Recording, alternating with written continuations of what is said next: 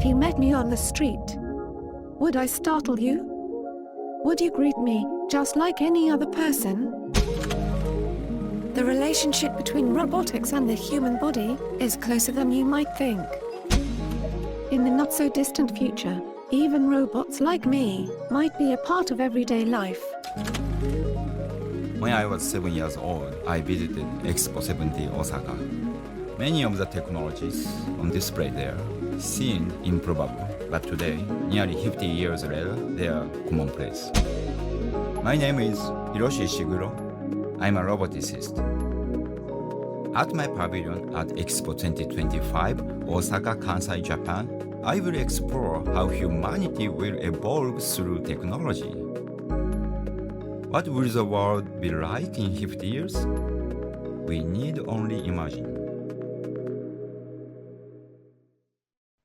Hello there. We've seen a lot of wet weather in the Pacific Northwest and British Columbia. That rain is still around, I think, as we head into Thursday, becoming more showery, and at the same time the snow levels will be dropping. So we're going to find some more snow over the high ground. Ahead of some developing rain across the plains, across eastern areas, it's actually going to be quite warm for many eastern parts of the US. Got some more showers though coming into southern areas of Mexico, Bay of Campeche, and into Honduras. Some showers further south in Central America as well. Looks fairly dry across the Caribbean. Cooler air though coming down from the north into the Greater Antilles.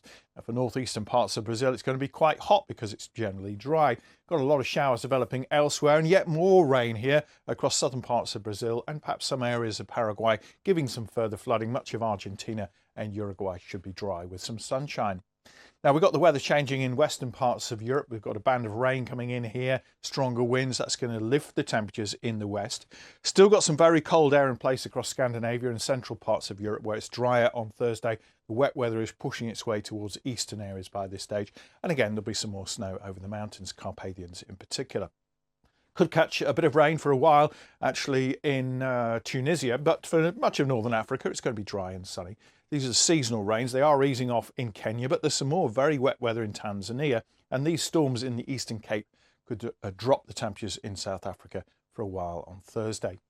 It's quite warm, though, across much of the Levant on Thursday. There are going to be a few showers coming in off the Mediterranean to these coastal areas, but otherwise it's looking dry and sunny.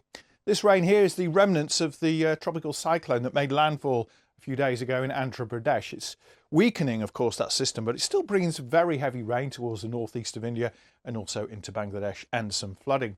Got some heavy showers coming into northern parts of Japan, but for many parts of China on Thursday, it's going to be dry and those temperatures near record levels across eastern parts of the country. Got a few showers coming into Vietnam and also for the Philippines, but very much wetter through Indonesia, into the Malay Peninsula and around Singapore. Not too much rain at the moment, actually, across Australia. It's going to be dry and sunny. This is the tropical cyclone Jasper. It's moving away from the Solomon Islands, probably going to reach Queensland by the beginning of next week. Before then, Thursday looking dry with some sunshine across much of New Zealand.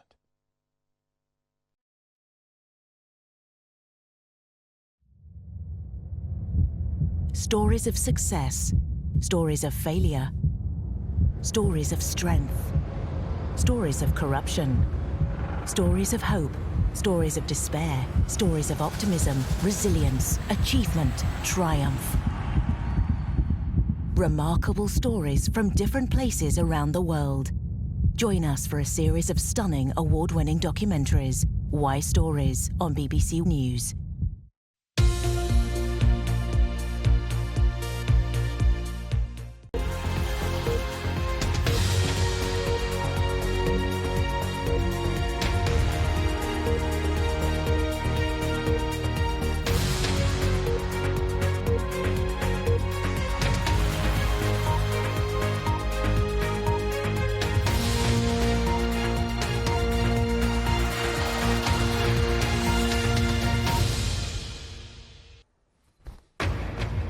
Live from London, this is BBC News. Britain's former Prime Minister Boris Johnson apologises for the pain and loss suffered in the UK during the coronavirus pandemic.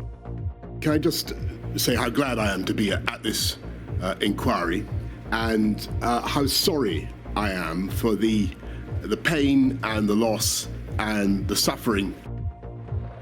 Heavy fighting is taking place across Gaza as Israeli tanks close in on 3 areas of the Strip.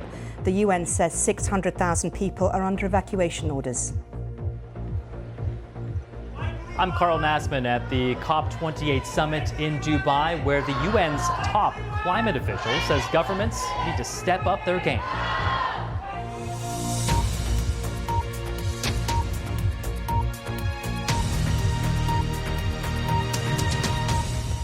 Hello, I'm Marianne Mashiri. Welcome to BBC News Now.